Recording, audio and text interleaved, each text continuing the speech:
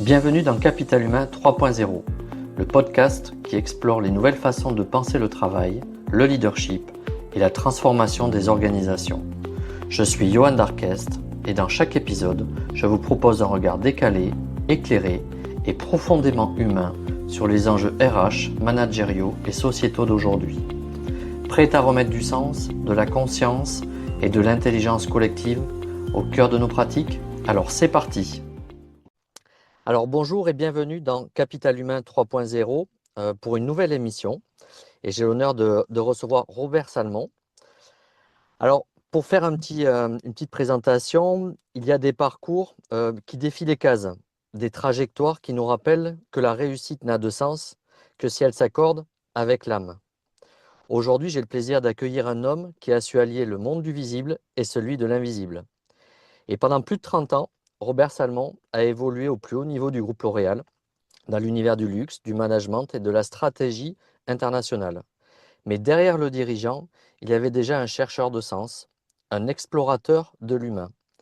Un jour, il a quitté les salles du comité pour écouter un autre type de vibration, celle de la terre, des lieux et de l'énergie subtile. Et aujourd'hui, géobiologue, auteur et transmetteur, mais Robert incarne ce pont entre le management et la spiritualité, entre la raison et l'intuition, entre l'entreprise et le vivant. Avec lui, nous allons plonger dans un parcours de transformation profonde, un voyage intérieur qui questionne. Et si le véritable leadership commençait par l'écoute de soi? Et si la performance pouvait rimer avec conscience? Bienvenue dans ce nouvel épisode de Capital Humain 3.0 à la rencontre de Robert Salmon pour comprendre comment un dirigeant du monde du luxe est devenu un passeur entre les mondes. Je suis ravi de t'accueillir, Robert. Bon, moi aussi, je suis très content de parler de ça. Alors, pour me définir aujourd'hui, je vais atteindre 90 ans le 1er novembre, mais je reste quand même un peu en forme, donc je fais beaucoup de choses, notamment beaucoup de géobiologie sur lequel on va revenir. Alors, on peut peut-être commencer par le parcours professionnel. Oui, d'où... Le parcours professionnel, alors je vous montre, je l'ai décrit dans mon bouquin qui s'appelle De L'Oréal à Lassa, itinéraire d'un iconoclaste, hein, où je raconte un peu ma vie. Bon, il faut savoir que L'Oréal, c'était une affaire de mass market et de coiffure, et que moi, quand je suis entré à L'Oréal, c'était au début du luxe. Puis comme j'arrivais frais et moulu de l'INSEAD, on m'a mis dans l'encôme qu'on venait de racheter. Alors, c'était le début du luxe, hein, et au fond, la division luxe était la petite division, donc on s'en occupait pas trop, ce qui était très bien, parce qu'on pouvait faire des choses que personne n'acceptait. Il faut dire que ce qui est un petit peu embêtant dans ce monde du luxe, c'est que Chanel et Dior donnent le ton, hein, et au fond, comme on n'avait ni couture, ni choses comme ça, il fallait faire autrement. Bon, et au fond, comment faire autrement? Si vous voulez, il y avait des challenges extraordinaires, quoi. Il fallait réussir aux États-Unis, il fallait réussir au Japon, en Chine et en URSS. Moi, par exemple, l'URSS, tout le monde disait que c'était impossible. Et moi, je me suis dit, les femmes russes sont des femmes extrêmement élégantes, c'est pas possible qu'elles aient oublié ça. Il fallait trouver un moyen, la monnaie n'étant pas convertible, de faire ça. Et j'ai fait énormément de barter et de clearing avec différents pays comme l'Égypte, comme comment ça s'appelle, l'Iran, la Syrie et l'Inde. Alors, effectivement, ça choquait pas mal les gens. Parce que les gens étaient obsédés par. Alors, même le président, à l'époque, était un peu obsédé par Chanel et Dior. Alors, il trouvait toujours que ce que je faisais était un petit peu iconoclaste. Alors, il est certain que la beauté, les produits beauté et surtout le parfum étaient totalement inconnus à L'Oréal, hein. Et j'ai connu les tout démarrages. Aujourd'hui, la division luxe, c'est la première division du groupe, hein. Donc, je pense que ce qu'on a fait n'est pas si mal. Alors, évidemment, les grands challenges, c'était réussir en Amérique, réussir au Japon. Le Japon, c'était un cauchemar. Réussir en Chine, c'était pas évident. Et la Russie, vous voyez. Donc, je décris tout ça dans mon bouquin De L'Oréal à Lassa. Effectivement, avec le recul, on a fait quelque chose d'assez extraordinaire. On a brisé les codes. Pour, par exemple, j'ai été le premier à mettre des produits de cosmétiques et de parfums dans les duty free. Les duty free, comme on vend moins cher que dans le marché local, si on laisse les duty free au marché locaux, eh ben, ils ne le développent pas parce que c'est des prix moins importants. Mais on a gagné énormément d'argent sur les duty free. On a devancé absolument tout le monde. Alors ensuite, les concurrents nous ont piqué des gens pour arriver à se développer en duty free. Ainsi, Estée Lauder, les autres, Dior et tous ces gens-là nous ont ont débauché des collaborateurs pour arriver à réussir là-dedans. Voilà. Donc, au fond, ça, j'explique un peu tout ce parcours un peu iconoclaste. Hein. Il est certain que ce que je faisais a souvent un peu déplu au management, parce que les gens, les patrons de L'Oréal, ils étaient tétanisés un peu par Dior et Chanel. Alors moi, je me dis, comme on n'a pas, dans les grands magasins, par exemple américains, si vous n'avez pas de couture, vous n'êtes pas considéré. Donc, il fallait faire autrement. Alors, on a fait énormément de promotions. Hein. Alors, des promotions, une par exemple qui était amusante, c'est on donnait comme giveaway, si vous voulez, Estée Lauder avait inventé ça. Comme ils sont juifs, ils disent, chez les juifs, on donne un cadeau pour achat. Alors, le cadeau pour achat, ben moi, j'ai donné des baguettes de pain. Alors, on déguisait les comptoirs avec des nappes à carreaux, et puis on donnait, etc. Alors, les gens étaient horrifiés, mais ça marchait très bien. Puis après, on a donné des tas de sacs, et on a très bien réussi. C'est la seule affaire française qui est réussie en Amérique. Au Japon, ça a été encore plus difficile parce que le Japon, ben, il y a tout qui est difficile. Pour déposer les produits, les gens qui s'occupent de ça, ça appartient aux Japonais, si vous voulez. Shiseido, Kanebo, Kosei, c'est eux qui possèdent alors, ils refusaient chacun de nos produits alors qu'ils faisaient la même chose. Bon. Donc, il a fallu, ça a été un peu, la Chine, ça a été un peu plus tard, mais ça a bien marché. Mais le grand truc qu'on a fait, que personne n'a fait, c'est effectivement l'URSS, dont j'ai dit un mot tout à l'heure, c'est-à-dire on a fait des barters et des clearings. Hein. Le clearing, c'est quoi? C'est on envoie des produits, enfin, tous les composants en Égypte, par exemple. Hein. Le barrage d'Aswan a été financé par les Russes. Alors, ils veulent récupérer leur pognon. Alors, ils piquent le coton, etc. Ou alors, on envoie des pièces détachées, on fait le produit fini, on le revend. Donc, si nous, on gagne de l'argent, les Égyptiens, ils remboursent plus vite. Donc, ça, c'est très bien. On a fait ça là, on a fait ça en Syrie, on a fait ça en Iran et en Inde. Et on a même construit, alors on s'est fait avoir en Inde, on a construit une usine dans le désert au-dessus de Bombay. Et en fait, les Indiens nous ont dit, si vous venez là-dedans, vous en permettra de mettre 30% sur le marché local. Et puis après, on n'a jamais eu 30% là-dessus. Donc tout ça, c'est pas très commode. Voilà. Alors maintenant, venons-en au déclencheur de l'éveil. Et oui. Comment ça t'est alors, à venu, quel moment justement? C'est marrant parce qu'au fait, la chance que j'ai eue, c'est qu'avant d'entrer à L'Oréal, à 21 ans, j'ai fait un long voyage en Inde, de près d'un an, hein, avec mon frère, et on a côtoyé tous les grands sages de l'époque. J'ai mis ça, c'est dans mon livre Voyage, hein, Voyage insolite en contrée spirituelle, et on a reçu une influence qui était assez déterminante. Alors, j'avais 21 ans. Quand je suis revenu, j'avais envie de continuer quelque chose, mais c'était 10 ans avant les Beatles, l'un n'était pas à la mode. Alors, mon oncle, Henri Hartung, le frère de ma mère, m'avait fait lire aussi René Guénon quand j'avais 17 ans. Donc, j'étais baigné dans tout ça. Alors, ensuite, Henri Hartung m'a envoyé voir Jean de Foucault, qui était l'éditeur de La Colombe, qui avait publié notamment Les Nuits de Saint-Pétersbourg. Et en fait, Jean de Foucault était un type assez extraordinaire, avec lequel je suis devenu très proche. Alors, lui, il m'a poussé à entrer dans le martinisme, puis ensuite en maçonnerie. Donc j'ai été maçon. Aujourd'hui, j'ai 65 ans de maçonnerie. Alors quand j'ai créé une loge et quand j'y vais, les gens sont un peu suffoqués. Il y a dit qu'on 3 mois de maison ou 2 ans de maison et moi j'ai 65 ans. Alors voilà. Donc c'est assez marrant.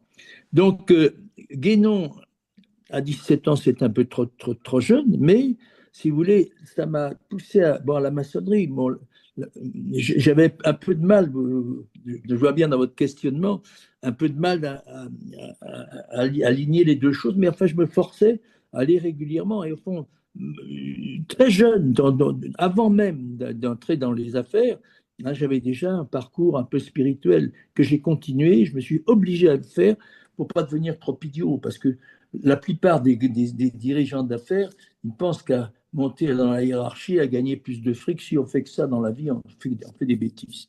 Hein, donc, c'était pas tout à fait mon truc. Donc, au fond, oui, c'est ça. L'Inde, c'était 10 ans, les Beatles. Alors, comme j'avais ramené des disques de l'Inde, j'écoutais ça avec passion. Mes amis me prenaient pour un abruti parce que c'était pas du tout à la mode. Voilà. Donc, au fond, le déclencheur d'éveil, ça a été très tôt, ça a été même avant mon parcours professionnel. J'ai pu mener un peu les deux. Ce n'était pas très facile parce que quand je terminais des réunions, aller dans une loge maçonnique, je n'avais pas envie d'y aller. C'était rapide. Mais à chaque fois que j'y allais, il se passe quelque chose dans la maçonnerie. C'est-à-dire on fait un rituel pour sacraliser un lieu. Et quand on est là-dedans, il se passe quelque chose, il y a une espèce de fil invisible qui se passe. Et puis, alors j'arrivais énervé et à la fin j'étais apaisé et je rentrais chez moi très content. Donc j'ai pas eu beaucoup de difficultés à mener les deux choses. Robert, est-ce que Ah, je peux juste oui, oui, oui, m'arrêter sur ce point-là? Je pense que c'est intéressant parce que tu sais, souvent la maçonnerie était oui, ça décriée, fait peur. etc. Qu'est-ce que toi, justement, ça t'a apporté dans ta démarche d'éveil, d'épanouissement en tant qu'être et en tant qu'aussi dirigeant? Écoute, moi, j'ai 65 ans de maçonnerie et ça m'a. La manière dont on dirige une loge, hein, j'ai répété ça dans mes affaires et ça marche au poil, quoi. Il y a une espèce de fraternité qui se passe et aujourd'hui, il y a un club des anciens qui ont travaillé avec moi et ils s'entraident, etc. Donc, j'ai puisé beaucoup de choses là-dedans. Hein. Alors évidemment, ça a un peu mauvaise réputation parce qu'on a l'impression que c'est des combinards, etc. Mais ce n'est pas tout à fait le cas. Hein, moi, ce n'est pas du tout ça qui m'intéressait. Alors évidemment, longtemps, je devais devenir vénérable maître, c'est-à-dire le diriger une loge. Et moi je n'avais pas le temps parce que j'avais trop de travail. Alors les types étaient gênés parce que ça aurait été mon tour. Voilà. Mais enfin, c'est quelque chose qui m'a énormément apporté. Hein. Et en fait, j'ai dirigé les affaires comme on dirige une loge et ça marche vraiment très bien. Voilà. Donc, je crois que je n'ai pas grand-chose à dire d'autre là-dessus. Donc, l'éveil que j'ai eu, c'était même avant mon parcours professionnel. Donc, j'ai pu mener les deux choses un peu. Ça n'était pas très, très facile, on est bien d'accord. Hein. Oui. Ça n'a pas été très facile. Voilà. Alors, la transition entre les deux mondes, il n'y a pas eu de transition, c'était très complémentaire, vous voyez. À 55 ans, euh, à 55 ans, on m'a nommé à la direction de la prospective. Il faut dire que comme j'étais un peu iconoclaste, le président avait un peu la trouille de moi parce qu'il considérait que ce que je faisais n'était pas très catholique. C'est vrai que je ne suivais pas Chanel et Dior, je faisais des trucs un peu compliqués pour lui. Alors, il m'a nommé à la direction de la stratégie et de la prospective. Hein, et c'est là où j'ai commencé à écrire des bouquins. Et maintenant, je suis à mon 16e bouquin et le 17e l'année prochaine va sortir. Donc, j'ai voulu retranscrire un certain nombre de choses avec plaisir, quoi. Donc, à ma retraite, alors, vous savez, ma famille est protestante. Alors, ils avaient émigré au moment de l'édit de Nantes, en Suisse, et on a eu toujours des maisons en Suisse. Ce qui fait que moi, à ma génération, on était 250 sur les propriétés, donc on ne pouvait pas les garder. J'ai gardé quand même un petit studio à la montagne. Et à ma retraite, je suis allé en Suisse parce que j'habite la montagne, en fait. Hein, le côté suisse d'Avoriaz, c'est un endroit charmant. Et puis alors, il y a les montagnes au-dessus qui s'appellent les Dents du Midi. Et alors, j'ai mesuré l'énergie des Dents du Midi. L'énergie, c'est 540 000 unités bovis, c'est-à-dire c'est une énergie extraordinaire qui donne une espèce je ne sais pas quoi exactement, mais on se sent vraiment bien, quoi. Hein, Alors, parce que justement, Robert, par rapport à une maison bien énergique. justement, Alors, par rapport à ce que tu dis, tu oui, as introduit vas-y. une notion d'énergie. Alors, on partage en commun la géobiologie, mais peut-être nos auditeurs ne savent pas trop ce que c'est. Est-ce que tu, Oui, est-ce que on tu va peux expliquer expliquer, ça. justement? Oui. Alors, comment je suis entré là-dedans? Bon, comment je suis entré là-dedans? C'est-à-dire, dans ma loge maçonnique, le secrétaire était un garçon, il était en permanence avec un pendule, comme ça. Il était, les pendules, voilà. Voilà, là. Voilà, les pendules. Alors, il était avec un pendule, il mesurait ça, puis il me dit, tu sais, j'organise un voyage en Égypte avec Georges Pratt. Georges Pratt était probablement un des plus grands géobiologistes du monde occidental. Alors je dis, moi, j'étais allé en Égypte souvent pour faire justement des clearings, et je sentais bien qu'il y avait quelque chose, mais je ne savais pas quoi. Bon. Alors il me dit, écoute, si tu veux venir à ce voyage, je peux t'inscrire, mais il faut que tu commences à manier le pendule. J'ai acheté le pendule, je ne savais pas quoi faire, j'ai commencé à faire ça en cafouille, pas mal au début. Et puis voilà. Et alors ensuite, on a fait ce voyage en Égypte, où Pratt, qui est un type assez extraordinaire, il nous disait des tas de trucs. Par exemple, une chose qui m'a beaucoup surpris, un jour on était devant la pyramide de Saqqara. Je ne sais pas si tu connais. Oui. Saqqara, bon, il y avait 1000 personnes devant. Et alors lui, il dit, j'ai un travail à faire ici. J'ai dit, qu'est-ce que tu vas faire? Il y a 1000 personnes. Il dit, ne vous inquiétez pas. Eh bien, je ne sais pas ce qui s'est passé. Tout le monde a quitté il s'est retrouvé tout seul devant la pyramide. Et après, les gens sont revenus. Donc, je n'ai jamais compris comment ça se passait, mais enfin, ça s'est passé exactement. Donc, Georges Pratt était un personnage assez extraordinaire. Alors, en rentrant d'Égypte, je lui ai envoyé, avec un certain nombre d'amis, on avait pris un Côte-du-Rhône, on avait acheté un domaine du Côte-du-Rhône, je lui envoie 12 bouteilles. Ah, il me dit, c'est pas mal tes bouteilles, mais tu sais, il y a des parcelles qui ont une mauvaise énergie. Je dis, qu'est-ce qu'il raconte? Je lui dis, ben, viens au domaine. Alors, il est venu au domaine. En 3 jours, il a fait des piqûres d'acupuncture dans tous les trucs. Notamment, il y avait une parcelle qui s'appelait Comte d'Enfer, dans lequel il m'explique, tu sais, oui, oui, là, il y avait 3 personnes, il y avait une femme de 27 ans, un garçon de 24 ans et un autre de 21 ans, hein, qui ont été assassinés par les Allemands. Alors évidemment, l'énergie, j'avais mesuré l'énergie qui était à zéro, et il a remonté à 18 000. Et puis après, il a remonté tout le domaine à 18 000, hein, et ensuite, la bicoque, il l'a remonté, l'électricité a d'ailleurs explosé, et écoutez, et en fait, ce qui s'est passé, c'est que 2 mois après, la région a été démontée par la grêle et tout ça, et sauf notre domaine n'a rien eu. Je dis merde, c'est quand même important. Alors pour le remercier, je, je lui ai dit, j'ai un copain qui est au Jurat de Saint-Émilion, parce qu'il adore le pinard, il adorait le pinard. Je vais te faire initier, hein, pas initier, comment on dit, oui, je vais te faire Intronisé. oui, introniser. Je Voilà, connais bien, introniser, justement. Je suis de là-bas. oui. Ah bon? Oui. Alors, on l'a intronisé, et alors, en arrivant là-bas, je vois le type qui s'appelle Colassa, qui est le patron des vignobles qui appartiennent aux frères Vertemer, qui sont les gens de Chanel. Alors, je lui dis, dis donc, comment ça s'est passé? Elle me dit, ah, c'est horrible, 40% de notre récolte a été démontée par la grêle. Ben, je lui dis, ben, moi j'ai fait venir Georges Pratt, qui va d'ailleurs être intronisé. Alors, il me dit, il faut absolument qu'il vienne. Et en fait, ensuite, on est allé avec Georges Pratt. Il a réénergisé Château Canon et Château Rosan-Ségla. Hein, et c'était assez marrant.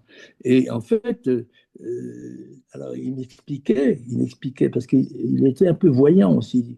Pourquoi dans Château Canon, il y avait une parcelle qui était vraiment à zéro parce que ils expliquaient qu'il y avait une escouade d'Allemands qui marchait sur la route, et il y avait un avion qui les avait massacrés, et donc l'âme de ces gens-là était venue perturber le domaine.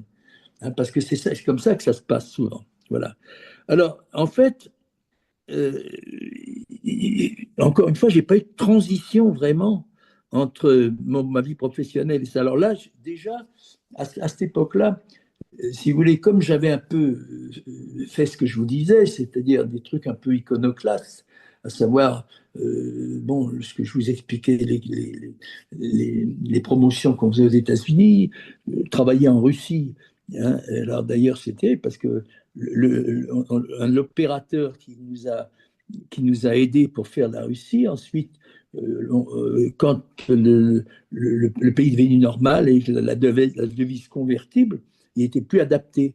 Alors, du coup, il y a eu des bagarres, il y a eu des histoires de trucs, et l'avocat a mis, si tu regardes, L'Oréal et la mafia russe, hein, ils expliquent, enfin, c'est un truc, c'est un peu délicat, voilà. Donc, voilà. Alors ensuite, euh, Comment ils ont pris dans ton entourage? Tu as en parlé justement de tes pratiques et de ce que tu... non, non, très peu, très peu? très, très peu, oui. Non, jamais j'ai engagé un type parce qu'il était maçon, jamais. Mm. Hein. Pourtant, il y a beaucoup de types qui considèrent, il y a par exemple tous les crédits mutuels, les machins, les hôpitaux, tout ça, c'est bourré de maçons. Hein. Mais moi, je ne suis pas du tout entré là-dedans. Alors, euh, alors, attendez, où est-ce qu'on en est? Comment, justement, dans ce parcours, qu'est-ce qui a déclenché ton éveil? Donc, tu en as parlé. Et comment tu en es venu à la géobiologie et d'aller un peu plus loin dans la géobiologie? Oui, oui, oui. Alors, quand j'ai commencé à devenir l'élève de Pratt. Alors, on avait réénergisé les deux domaines, puis on a réénergisé un domaine en Champagne, et puis il a réénergisé une quinzaine de domaines de Bordeaux, hein, parce que donc moi je suis devenu son élève, si vous voulez. Et puis par exemple, mon fils avait un appartement à Moscou parce qu'il avait visé à Moscou, où l'énergie était absolument dégueulasse parce que c'était à côté de Lubyanka, où il y a des galeries dans lesquelles les mecs ont été assassinés, donc l'énergie était absolument dégueulasse. Alors, on a réénergisé le truc, c'était pas. Et puis, ben, moi, je faisais ça avec Pratt, et puis je faisais le truc, puis ça n'allait pas, je demandais à Pratt ce qu'il pensait. Dans mon livre qui s'appelle celui-là, mon livre, dans ce livre-là, je parle un peu de toutes ces choses-là. Je raconte exactement ce qui se passait. Tu vois. Oui. Alors, la découverte de la géobiologie, donc je vous ai dit, c'est Sergent, le gars qui était le secrétaire de ma loge. Et puis, en fait, ensuite, je demandais à Georges Pratt, écoute, bon, tu sais faire ça, comment? C'est très bien, mais comment? Moi, maintenant, je sais mesurer l'énergie. Parce que l'énergie, si vous voulez, c'est des unités bovis, les températures, c'est les degrés Celsius, et l'énergie, c'est les unités de bovis. Hein. Et une maison bien énergisée, c'est 18 000 unités bovis. Alors aujourd'hui, je reçois pratiquement tous les jours des plans de gens parce que dans les villes, c'est dégueulasse. Au bord du lac, par exemple, la molle des lacs. Hein, tous les gens qui sont au bord du lac, pourquoi? Parce que la géobiologie, c'est la chose suivante. Tu as de l'énergie tellurique au centre de la Terre, un métal en fusion, et de l'énergie cosmique. Bon, quand il y a de la flotte, hop, ça coupe l'énergie tellurique et hop, ça fait ce truc. Alors, il y a énormément de maisons qui sont mal énergisées. Et les gens ne se sentent pas bien, ils se disputent, etc., ils divorcent, enfin, il y a plein de choses comme ça. Alors, moi, je reçois pratiquement aujourd'hui, presque tous les jours, des plans pour réénergiser les choses. L'autre fois, il y a un des copains, je vais réénergiser pour un endroit en Suède. Bon, et il me dit, ah, tu peux pas réénergiser à Londres. J'ai dit, écoute, non, parce que apparemment, j'avais réénergisé, il avait trois filles, deux en Suède et une à Londres. Alors, les deux en Suède, j'ai réénergisé, elles ont trouvé un job la semaine d'après. Alors, il me dit, ah, mais je lui dis, mais je suis pas DRH, hein, je suis pas, je suis pas DRH. Mais, donc, vous voyez, les gens, ils vous prêtent des choses qui sont un peu exagérées. Alors, je demandais donc, quand on était allé à Rosan-Segla, je reviens un peu en arrière. Un jour, Pratt me dit, tu me conduis dans tous ces trucs-là, quel bénéfice tu en tires? Je dis, je ne tire aucun bénéfice. Je suis passionné par ça, donc ça m'intéresse. C'est moi qui suis débiteur, c'est pas toi. Hein? Ah bon, alors ça lui a plu. Je lui dis, et comment je dois faire pour arriver, une fois que j'ai mesuré l'énergie, parce que, tu vois, il y a une espèce comme ça, hein? Et puis D'accord. quand tu lances, tu vois, etc. Bon, alors, après, qu'est-ce qu'on fait? T'as rien compris. Ben, je dis, oui, mais si tu ne me dis pas, je ne vais jamais savoir. Il me dit, il faut faire du Reiki et la prière. Ben, je pars avec le Reiki et la prière, j'avais bonne mine. Hein, et en fait, c'était il y a une quinzaine d'années. Bon, alors effectivement, ça marche très bien. Alors, il y a malheureusement dans ces histoires de géobiologie, il y a énormément d'escrocs, des types qui arrivent dans les maisons, qui vous disent il faut acheter un truc qui coûte 40 Ah 000 oui. dollars, un autre, et mettre des choses. Ça, c'est une horreur. Mais alors que nous, on fait, c'est pas du tout ça. On fait le Reiki. Hein, le Reiki, c'est une initiation. Il y a 4 degrés. Hein, il y a le premier, deuxième, troisième et la maîtrise. Et une fois que tu as ça, on te donne, si tu veux, des signes et des choses à prononcer, ce qui fait que quand tu prends le machin, tu regardes quelle est l'énergie, et une fois que tu vois l'énergie, s'il est insuffisante, tu fais un protocole du Reiki, hein, et hop, ça remonte d'un seul coup. Hein. Alors, évidemment, il y a des escrocs qui disent qu'ils vous font acheter des saloperies, des trucs à mettre aux 4 coins des pièces, etc. Il y a toujours des escrocs partout. Voilà. Alors, après, c'est-à-dire, j'ai dit, il y a Qu'est-ce que... malheureusement beaucoup de charlatans. Hein. Eh oui. Et Oui. si justement dans ton parcours, dans l'approche de la géobiologie, est-ce que si tu devais le croiser aussi avec la dimension management et la spiritualité, est-ce que tu as eu l'occasion de faire ce croisement dans ta carrière professionnelle? Et si oui, comment? Et sinon, aujourd'hui, comment tu vois les Non, choses? pas vraiment. C'est-à-dire, j'ai quitté, moi, le groupe en 98. Hein, et au fond, c'est après que je suis entré, que j'ai connu Pratt. Alors, je suis devenu un disciple de Pratt. Hein, alors, euh, bon, mais incontestablement, ce que j'ai fait, c'est comme j'avais été maçon, j'avais été vénérable maître, je dirigeais un peu mes affaires comme on dirige une loge. Et ça fonctionne vachement Eh oui. bien. Oui. Alors, et je me suis rendu compte après, je ne m'en rendais pas compte, mais il y a une manière qui fonctionne en tout cas. Voilà. Alors, Parce que si on va là-dessus, est-ce que tu crois qu'aujourd'hui, on pourrait amener la géobiologie dans les lieux, parce qu'on parle beaucoup des lieux dans les entreprises, ah ben euh, oui. est-ce que ça pourrait être utile? Comment Ça, oui, pratiquement, si vous voulez, moi, en Suisse, par exemple, ben, quand je vais dans des banques où Mhm. j'ai un peu de fric, ben, en général, l'énergie est dégueulasse. Je remonte l'énergie, alors le mec s'en bluffé, il s'occupe un peu mieux de moi. Voilà. Non, non, ça marche, c'est-à-dire c'est un truc qui marche, mais c'est un long cheminement. Ça m'a pris 15 ans pour être efficace. Alors évidemment, les gens, alors, c'est marrant, je vais à la foire de Brive là, pour présenter mes 2 ouvrages. Là. Oui, Il y a celui-là, j'y vais pour celui-là, et puis il y avait celui-là qui était juste avant. Et en fait, le patron de la foire de Brive, sa femme est passionnée de géobiologie, alors du coup, je vais avoir un stand, un des meilleurs stands, parce que c'est pas. Mais c'est assez compliqué à dire, mais ça marche, quoi, ça fonctionne. Quoi. Hein, il faut commencer avec le pendule, et puis ensuite, il faut faire les degrés de Reiki, et ensuite, il faut essayer entre la pratique du Reiki. La pratique du Reiki, si tu veux, il te donne des signes et puis des choses à prononcer. Alors, au moment où tu fais ça, tu vois le plan, et puis ensuite, une fois que le plan n'est pas suffisant, à ce moment-là, tu dessines les trucs et tu prononces des phrases et ça remonte tout seul. Tu vois. Alors, au bout de. Pas tout de suite. Quand on n'est pas au courant, ben, il n'y a rien qui bouge. Hein. Les gens ont un peu de mal. Mais c'est comme les baguettes, toi, les baguettes de sourcier, tu vois. Hmm. Alors, c'est pas, alors, il y a aussi, par exemple, je vais te dire une chose, j'avais toujours, depuis 20 ans, j'ai toujours ma baguette quand je voyage. Parce que quand tu es dans une chambre d'hôtel, si tu passes la baguette le long du truc, si ça tourne à gauche, ça veut dire que ta tête sera mal placée. Si ça tourne à droite, c'est bien placé.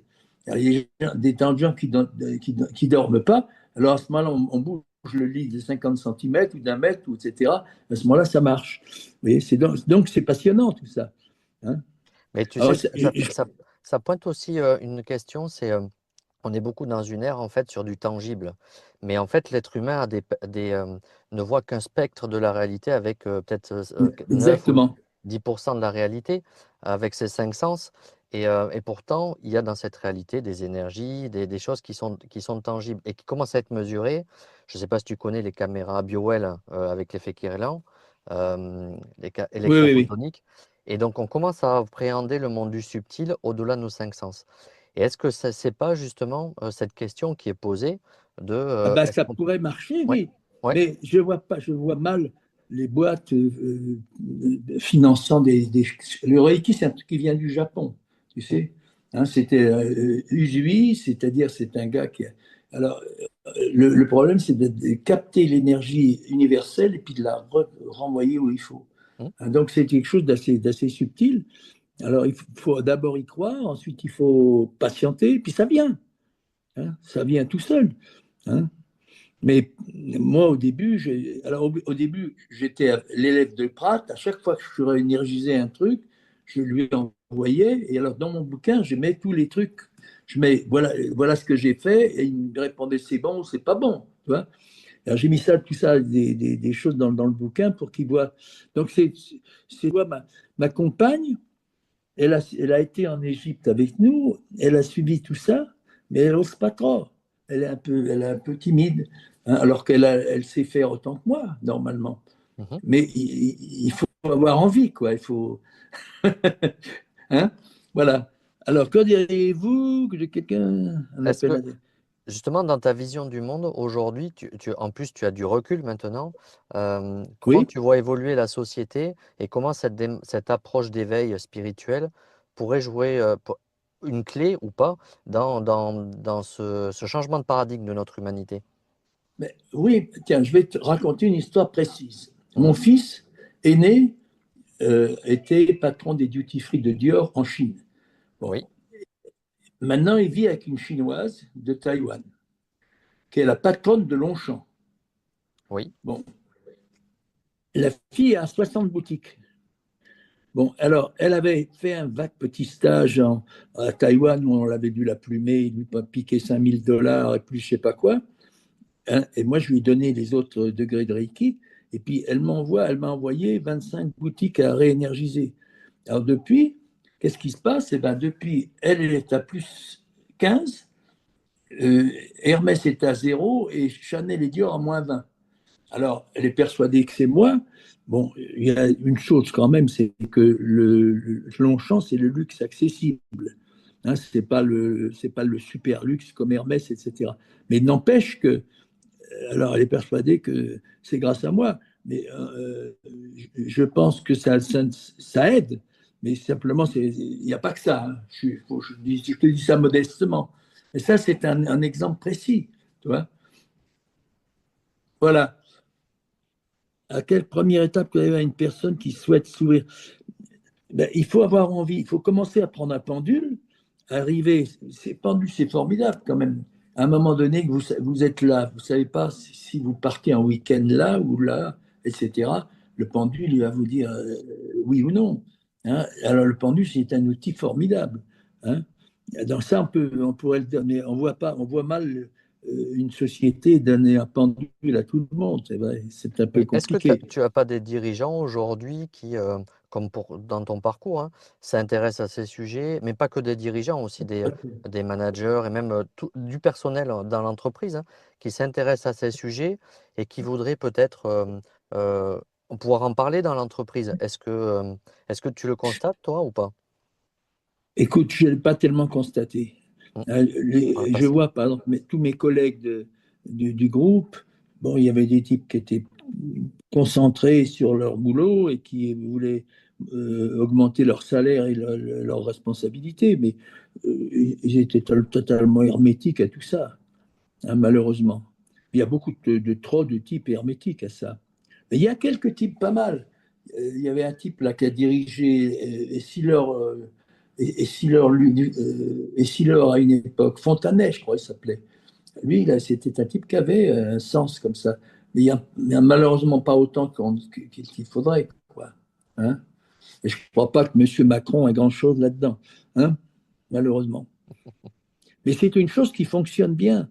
C'est-à-dire, c'est une espèce de boussole qui vous permet d'éviter les bêtises, quoi. Hein. Est-ce que ça c'est à rapprocher, pour ceux qui découvrent un petit peu ce sujet, de l'intuition intérieure? Dans une société où on est très dans l'extérieur, on s'est coupé en fait de notre Ben intériorité. oui, Est-ce que ça rejoint justement tout le à fait de fait. faire la radiesthésie, cette approche? Ah oui, absolument. Non, c'est sûr. C'est sûr que si les managers, mais je ne sais pas très bien comment faire. J'imagine, je vois bien les comités de direction, ça, je vois mal le président commencer à obliger les mecs à taquiner le pendule. C'est très compliqué. C'est plus Bien sûr. subtil, quoi, c'est subtil. Alors, c'est là où je dis, je crois que, par exemple, aujourd'hui, à mon âge, il y a tous mes copains qui avaient 20 ans, ils sont tous morts. Bon, ça, c'est une chose. Et en fait, le problème, c'est euh, on a du mal à correspondre vraiment sur ces sujets-là avec les gens, quoi. Alors les gens, ils savent que tu sais le faire, alors ils te demandent, mais ils ont un peu la trouille, ils ont peur. Hein. Même ma copine, qu'elle connaît bien, elle hésite, elle me demande à chaque fois de faire. Tu vois. Après, ça peut Voilà. être compréhensible parce que c'est vrai que c'est l'univers de quelque part l'invisible, c'est quelque chose qu'on ne connaît pas trop. Et puis il y a aussi des charlatans, comme tu disais, il y a des gens qui n'ont pas des pratiques Mais tu vois, forcément alignées. Et ça décrédibilise un petit peu tout ça. il faut voir une chose, c'est que il y a par exemple, quand on est allé au Tibet avec Prat, il allait là-bas pour réénergiser le potala. Il y a, il y a, il y a 21 endroits dans le monde dans lesquels il y a des doubles flux d'or qui se croisent. Bon. Et là, ça donne une énergie extraordinaire. Bon. Et il y en a trois seulement qui ne sont pas dans la mer ou les déserts. C'est Chartres, le Potala et une chose en Polynésie.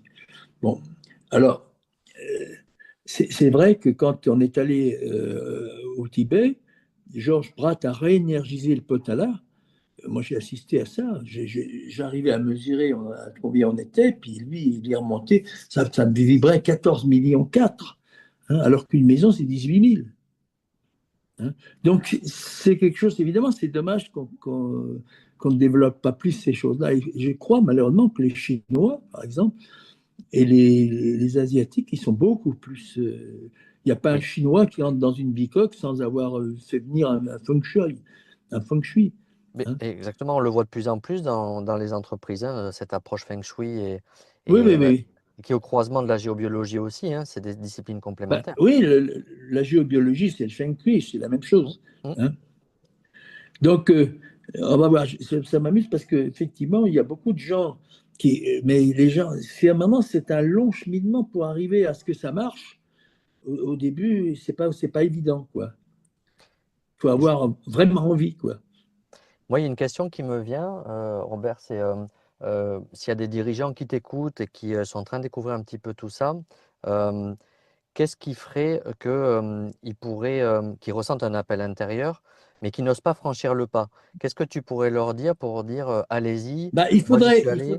Oui, faudrait probablement qu'on les voit et qu'on leur montre un certain nombre de choses. Hein. Parce que tu vois, par exemple, il y a une chose qui est simple. Tous les 2 mètres 50, il y a des points négatifs et positifs. Donc, quand tu fais avec la baguette coudée, hop, si c'est à gauche, c'est négatif. Si c'est à droite, etc. Alors, je dis que quand je vais dans les chambres d'hôtel, moi, j'ai toujours ma baguette coudée et je fais ça. Alors, une fois, j'étais allé faire un stage pour maigrir à Buchingen Et puis, je n'avais pas mesuré. J'ai pas dormi de la nuit. Alors, j'ai dit, mais le lendemain, j'étais con, tu sais faire. Alors, et à ce moment-là, effectivement, j'ai vu que ma tête était au mauvais endroit. Hein, parce que tous les 2 mètres. Bon, alors, je me suis couché avec la tête aux pieds, j'ai dormi comme un bébé. Alors, évidemment, les femmes de ménage, elles ne comprenaient pas ce que j'avais fait. Mais dans pas mal d'endroits, on bouge à ce moment-là. On peut bouger les lits, etc., de manière à c'est tous les 2,50 m et tous les 4,50 m. Si jamais il y a de la flotte en place en dessus, alors là, ça, c'est la catastrophe. Et puis, il Hein. y a des rayonnements gamma qui viennent du noyau later aussi, qui Exactement. remontent. Oui, Ouais. oui. Mais c'est comme tu dis, c'est tout un monde subtil qui fait peur peut-être à beaucoup de gens. Oui. Peut-être Il l'enjeu, ça faut, serait de le rendre ça. vulgarisé et avec des paliers accessibles. Et puis aussi, on a de plus en plus, on a la chance quand même. Moi, je suis passionné de ça et comme toi, et la géobiologie. Et on a des chercheurs. Les Russes sont très en avance sur ces aspects-là et font Oui, oui, des oui. recherches scientifiques avec des outils capables de mesurer ces champs en photo électronique et qui rejoignent un petit peu cette approche du subtil. Et peut-être que ça permettrait de démocratiser, Bah de oui, tout à fait. voilà. Mm. Oui, c'est un peu compliqué parce que c'est quelque chose qui dérange aussi beaucoup. Alors les gens, quand ils se sentent pas bien, euh, alors après, les gens font des demandes absolument imbéciles. Ils se demandent, ah, ma fille me téléphone plus depuis 5 ans, est-ce que tu peux pas? Alors on envoie des ondes, ça ne se passe rien, quoi. Donc les gens sont pas très raisonnables non plus. Oui. Mais évidemment, quand tu réénergises un truc et d'un seul coup les gens se sentent bien, ils sont ravis, quoi. Hein. Et tu sais, dans différentes émissions, on parle souvent, enfin dans le podcast, d'apprendre à mieux se connaître, pour aussi connaître les Oui, lois universelles et ce qui nous régit, et de mieux se connaître pour pouvoir justement ouvrir la porte à ce champ de l'invisible. Est-ce que toi, tu as partagé ça dans ton parcours, et est-ce que tu le préconises aussi, de prendre du temps pour mieux se connaître? ah bah oui, oui, absolument. Non, mais ce qu'il y a, c'est que c'est marrant. Par exemple, mon fils aîné, dont la fille là, il était patronne de Longchamp, pour lui, ce que faisait son père, c'était idiot. Et puis, alors, il a assisté quand on a initié sa copine. Alors maintenant, il est un peu plus, il est un peu plus ouvert, mais un peu plus. Et alors, et la fille, elle n'ose pas. Elle a reçu l'initiation de Reiki, donc elle devrait pouvoir faire ça, mais elle est timide, elle n'ose pas. Hein. Et ma copine n'ose pas non plus trop. Hein. Alors que moi, je m'en fous. Hein. Mais c'est une des raisons, comme j'étais un peu iconoclaste, c'est la raison pour laquelle le Dahl, qui était un type formidable, lui, il aimait bien tout. Mais après, derrière lui, c'était moins brillant. Hein, il y a des types qui étaient un peu plus sinistres. Et puis, je leur foutais la trouille parce que je faisais des choses que les gens ne faisaient pas. Hein. Et oui, quand on ne Voilà. connaît pas, ça, on a des peurs qui se déclenchent parce qu'on Voilà, ne maîtrise pas. Alors, comme tout on à avance fait. dans l'émission, Robert, est-ce que tu aurais un petit mot, une petite phrase de synthèse ou un message à faire passer pour, qui illustre ton parcours, mais aussi qui donne envie de peut-être t'emboîter le pas dans cette démarche, de lier le tangible et le non tangible et de composer avec. Écoute, il y a déjà, je pense que pour beaucoup de gens, ils devraient acheter un pendule parce que c'est quand même, à un moment donné, on ne sait plus est-ce que je pars en week-end là ou est-ce que je pars là. Et on ne sait pas quoi choisir. Alors le pendule, il te dit, hein, si c'est, bon, donc c'est un outil qui est formidable pour prendre un certain nombre de décisions. Alors après, si on va aller plus loin, les gens, oui, il faut qu'ils soient un peu par chance en contact avec des gens qui peuvent les guider, quoi. On Mm. est obligé d'avoir quelqu'un qui te guide, même pour le pendule. Hein. Alors Pour apprendre là, c'est pas aussi facile parce qu'il y a beaucoup d'escrocs dans tout ça, beaucoup de charlatans, complètement. En tout cas, merci, malheureusement. merci infiniment, Robert. Voilà. C'était passionnant cet échange. Je pense que les auditeurs aussi On ont est été super intéressés. Merci d'avoir écouté cet épisode de Capital Humain 3.0. Si ce contenu vous a plu, je vous invite à vous abonner sur votre plateforme préférée et à laisser un avis ou un commentaire. C'est le meilleur moyen de soutenir le podcast et bien sûr de le faire rayonner. Vous pouvez aussi retrouver tous les épisodes sur Ocha via le lien en description. Et si vous souhaitez réagir, proposer un thème ou intervenir dans un prochain épisode, contactez-moi directement sur LinkedIn. À très bientôt pour un nouveau voyage au cœur du capital humain.